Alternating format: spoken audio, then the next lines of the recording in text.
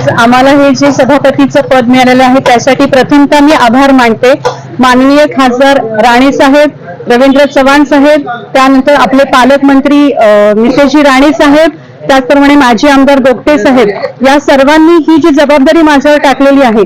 मी देवगड जामसंडे नगरपंचायतच्या रहिवाशांना मी एक आव्हान करते की एक मला 15 दिवस तुम्ही मला एक अभ्यास करण्यासाठी द्या.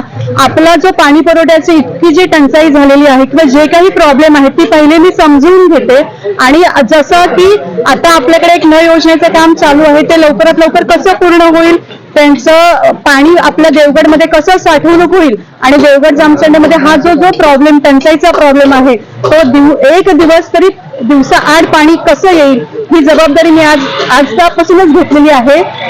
यापुढे देवगड जामसंडेच्या नागरिकांना पाण्याची समस्या जाणवणार नाही आणि ती कशा प्रकारे कमी करता येईल याचा पाठपुरावा आम्ही निश्चितच करू आणि याच्या पुढे जाऊन कोर्ले सातवडी धरणाचं जे पाणी आपल्या देवगड जामसंडेमध्ये पाण्याचे स्रोत आहेत, फक्त आपलं नियोजन व्यवस्थित झालेलं नाही आहे त्या सगळ्या गोष्टींचं.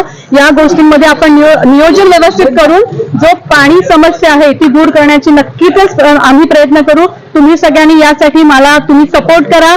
पत्रकार बंधू असतील, माझे सगळे नगरसेवक असतील, आमचे पक्षाचे पदाधिकारी असतील आणि वेळ लागले तर ग्रामस्थांकडे पण मी जाणार आहे त्यांच्या विनंती करण्यासाठी. तर त्या सगळ्या ग्रामस्थांना मी आवाहन करते की देवगडचा पाणी प्रश्न सोडवण्यासाठी आपण सर्वांनी एकत्रित येऊया आणि हा पाणी प्रश्नाची जी टंचाई आहे ती आपण सोडूया. धन्यवाद.